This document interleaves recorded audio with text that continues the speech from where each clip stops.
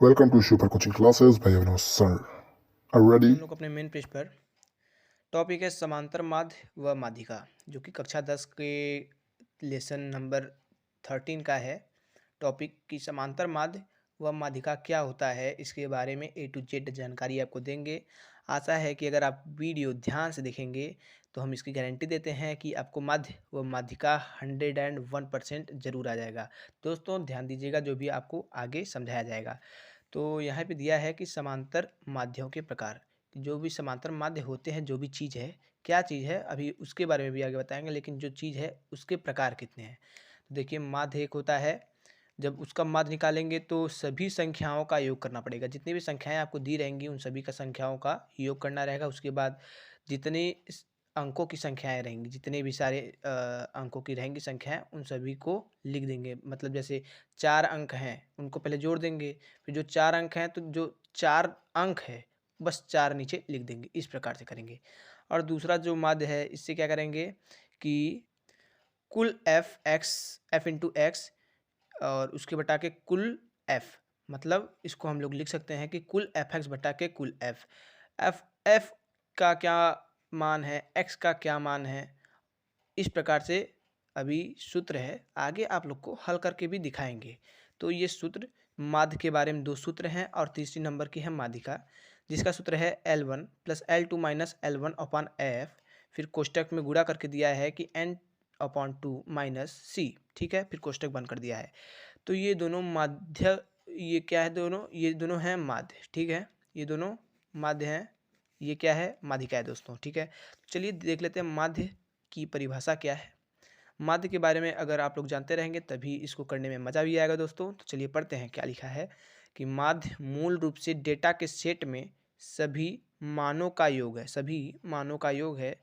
इसे डेटा के सेट में मानों की कुल संख्या से, डेटा के सेट में मानों की कुल संख्या से विभाजित करने के बाद औसत निकालने की 3 विधियां हैं। ठीक है, माध्य में क्या निकालना होता है, औसत निकालना होता है। किसी भी चीज़ का, किसी भी डेटा का हम लोग माध्य निकालते हैं, मतलब कि उसका औसत निकालते हैं। तो माध्य को हल करने की 3 विधियां हैं जो कि निम्नवत दी गई हैं। पहला है प्रत्यक्ष विधि, इस विधि को भी हल कर सकते हैं। दूसरा है कल्पित विधि, इस विधि को भी हल कर सकते हैं। तीसरा है चरण विचलन विधि, इस विधि को भी कर सकते हैं। जो दूसरे नंबर की विधि है कल्पित विधि, यह थोड़ी सी कठिन है। और अगर आप लोग कमेंट करेंगे तो जिसका ज़्यादा कमेंट आएगा जिस टॉपिक के बारे में, हम उस पर वीडियो बनाने की कोशिश ज़रूर करेंगे। और जो यह प्रत्यक्ष विधि, कल्पित विधि और चरण विचलन विधि है, तीनों विधियां जो हैं इनके बारे में हम एकदम पूर्ण वीडियो बनाएंगे, अगर आप लोग का कमेंट आ रहा है तो। ठीक है, चलिए आगे बढ़ते हैं। माध्यिका का परिभाषा क्या है। जब पदों को परिणाम अनुसार आरोही या अवरोही क्रम में व्यवस्थित किया जाता है तब बीच वाला पद माध्यिका या मध्य कहलाता है। ठीक है, उनको बड़े से छोटा या छोटे से बड़े में जब हम लोग व्यवस्थित कर देते हैं, उसके बाद उसमें माध्यिका निकाल लेते हैं। जैसे कि यहाँ पे जो सूत्र है, इस सूत्रानुसार जब निकालेंगे तो हम लोग का माध्यिका निकल जाएगा। उसके बाद यहाँ पे आता है बहुलक सूत्र। बहुलक सूत्र क्या होता है, इसका सूत्र है L प्लस कोष्टक में गुणा करके है F1 माइनस एफ शून्य अपॉन 2F1 माइनस एफ शून्य फिर माइनस F2 इंटू एच कर दिया है। तो ये बहुलक का सूत्र है। तो दोस्तों यहाँ पे हमने माध्य, माध्यिका और बहुलक के सूत्र और उनकी परिभाषा के बारे में जाना। अब चलिए आप लोगों को एक माध्य और एक माध्यिका का हल करके दिखाते हैं। आशा रहेगा कि आप सभी को समझ में आया, क्योंकि बहुत ही मेहनत करने के बाद हमने आप सभी के समझने लायक हल किया है और प्रश्न को हल करके आप सभी को समझाने वाले हैं। तो दोस्तों चलिए देखते हैं अगली वीडियो में। तो आ चुके हैं दोस्तों हम लोग अपने हल वाले पृष्ठ पर। तो पहला हल क्या है कि समांतर माध्य ज्ञात कीजिए। क्या ज्ञात कीजिए, समांतर माध्य ज्ञात कीजिए। तो यहाँ पर समांतर माध्य के लिए आप लोगों को ऐसा चैम्बर दिया रहेगा, ऐसे लाइन खींच खींच कर आप लोग को पहले से ही बॉक्स बनाकर दे दिया रहेगा कि आपको ये X dash C F F X F into X ये सब अपने से बनाना है। लेकिन आप लोग को बस ये 2 चीज़ देता है, कभी कभी कभी कभी ये दे देगा, कभी कभी ये दे देगा, तो आपको अलग अलग निकालना पड़ता है। लेकिन फिलहाल में हमारे पास क्या था, बस ये था और ये था। ठीक है, तो 0 से 10 के बीच, 10 से 20 के बीच, 20 से 30 के बीच, 30 से 40 के बीच और 40 से 50 के बीच, 50 से 60 के बीच, 60 से 70 के बीच, 70 से 80 के बीच। क्या है इसका, हम लोग पहले एक्स निकालेंगे। एक्स अभी तो करेक्ट नहीं है, ये 0 से 10 बता रहा है, इसमें कुछ भी हो सकता है। तो हम लोग जब इसका एकदम करेक्ट एक्स निकालेंगे, ये एक्स डैश है ना, तो हम लोग को करेक्ट एक्स निकालना है। तो इसके लिए भी हम लोग एक्स यहाँ पे निकाले हैं पूरा, और जो सी एफ होता है इसमें सी अलग निकलता है, एफ अलग निकलता है, और एफ में भी निकलता है। तो हम लोग चलिए देखते हैं हम लोग को क्या क्या दिया गया है। हमारे पास पता है कुल के हैं कितने बच्चे हैं, 100 बच्चे हैं, मतलब 100 संख्या है। आप लोग को प्रश्न नहीं पढ़ाए हैं, हम लोग डायरेक्ट हल कर रहे हैं, ठीक है।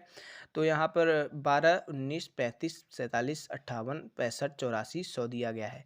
इसमें से सी एफ में से एफ निकालना है हमको। क्या निकालना है? एफ निकालना है। तो अब हम देखते हैं कि 100 बच्चे में से 12 है, तो पहले 12 लिख दे रहे हैं, ठीक है ना। अब 12 और 19, तो क्या 19 डायरेक्ट लिखेंगे? नहीं, 19 में से हम लोग 12 घटा देंगे, तब जाके जितने बच्चे बचेंगे दूसरे कोष्टक में उसको लिखेंगे 7। फिर 35 में से 19 को घटाएंगे, ठीक है। कितना घटाएंगे? 35 में से 19 को घटाएंगे, ठीक है ना। 35 में से 19 को घटाएंगे तो आ जाएगा यहाँ पर 16, ठीक है। फिर 47 में से 35 घटाए 12, 58 में से 47 को घटाए 11। बस इसी क्रम में आपको नीचे से ऊपर घटा देंगे और बगल बगल लिखते जाएंगे। तो यहाँ पे हमारा करेक्ट एफ आ गया है। आपको पता है कि समांतर माध्य में एफ बहुत ही ज़रूरी होता है, इसका मान। तो यहाँ पे हमारा 100 आ गया है एफ। अब एक्स भी इसमें से निकाल लेते हैं। 0 से 10 के बीच 5 हो जाएगा, 10 से 20 के बीच 15 हो जाएगा, 20 से 30 के बीच 25 हो जाएगा। तो आप लोग जानते ही हैं कि बीच में क्या आ सकता है, तो हम लोग करेक्ट एक्स भी निकाल लिए। अब हमारा एफ भी पूरा निकला हुआ है, एक्स भी पूरा निकला हुआ है। अब हम एफ और एक्स का मल्टीप्लाई कर देते हैं। क्या कर देते हैं? मल्टीप्लाई। 12 25 60, 7 15 105, 16 25 से 400, 12 35 से 420। इस प्रकार से हम लोग पूरा गुणा कर दिए हैं। तो हमारा कुल एफ एक्स का मान क्या आया है दोस्तों? 4300 आया है, और कुल एफ का मान 100। अब हमें पता है कि समांतर माध्य का सूत्र होता है कुल एफ एक्स बटा के कुल एफ।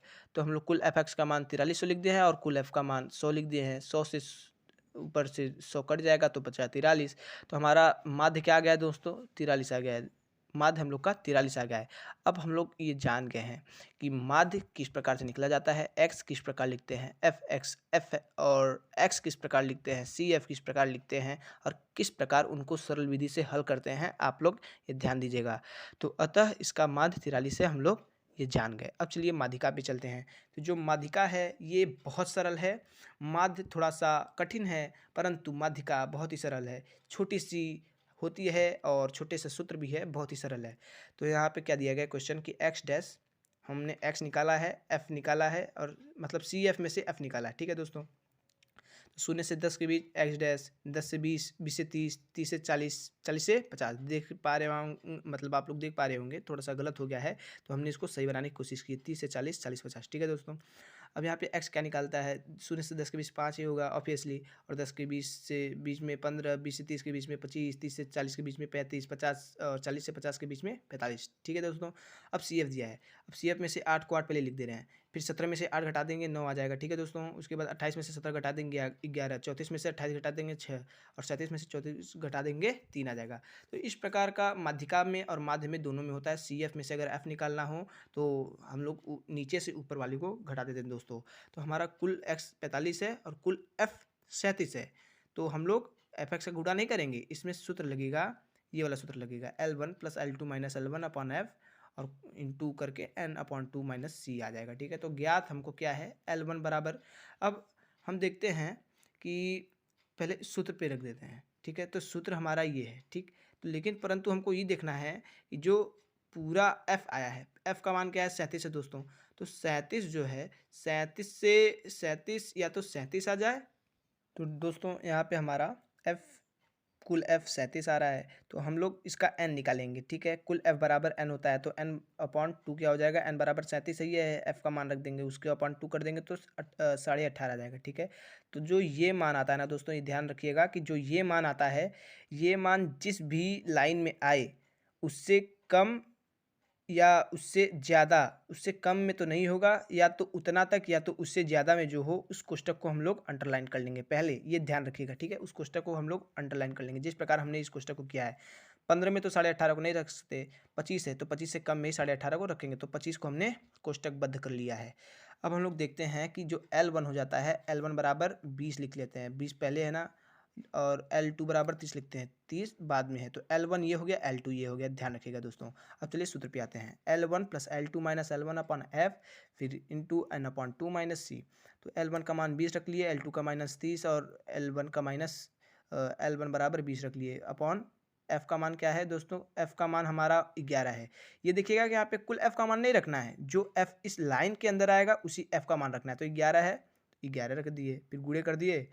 N अपॉन 2 का मान क्या है दोस्तों, N अपॉन 2 का मान है 18.5, 18.5 रख दिए। C का मान क्या है, अब ये ध्यान देना है कि CF में से इसमें से इसको जब घटा देंगे, 28 में से 17 को जब घटा देंगे, ऐसे नहीं, 28 में से 9 को घटाएंगे, 28 में से 9 को घटाएंगे तो दूसरा मान निकल जाएगा। लेकिन हम लोग जब CF निकालते हैं तो अगर यहाँ पे C पूछता है तो जो लाइन किए रहते हैं CF का जो मान रहता है उसके जस्ट एक ऊपर वाला हम लोग मान रख देते हैं C की जगह। क्या करते हैं, लाइन किया हुआ CF के ऊपर वाला तुरंत हम लोग रख देंगे C की जगह।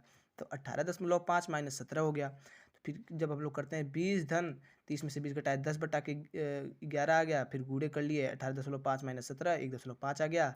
अब जब इसका गुणा इसमें करेंगे तो यहाँ पे 20 धन 15 बटा के 11 आ जाएगा। उसके बाद जब इसका हम लोग भाग कर लेंगे तो यह दशमलव में आ जाएगा। किस में आ जाएगा, दशमलव अंक में आएगा। तो क्या हो जाएगा, 20 धन 1.363। इसी प्रकार अनवसानी अनावर्ती है ये।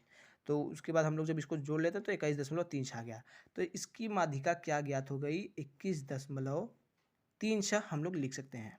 तो इसकी जो माध्यिका है 21.36 ज्ञात हो गई। इतनी सरल विधि से ज्ञात हुई है और इतनी कम समय में ज्ञात हुई है। इसी प्रकार अगर आप लोग ध्यान से पढ़े होंगे तो मुझको आशा है कि आप सभी को ज़रूर से ज़रूर समझ में आ गई होगी। अगर वीडियो अच्छी लगे तो लाइक ज़रूर करिएगा और अगर नए हैं चैनल पे तो चैनल को सब्सक्राइब जरूर कर लीजिएगा, ऐसे ही नई नई वीडियो पाने के लिए मैथ, साइंस और अंग्रेजी के बारे में। दोस्तों अगर वीडियो पसंद आई हो तो शेयर जरूर से ज़रूर करिएगा माध्य एवं माध्यिका के बारे में ऐसे प्रश्न हल करने के लिए, और आगे इसी के बारे में वीडियो बनाने के लिए मेरे चैनल को सब्सक्राइब करके इस वीडियो को लाइक ज़रूर कर दीजिएगा। अंत तक वीडियो देखने के लिए आप सभी का तहे दिल से धन्यवाद।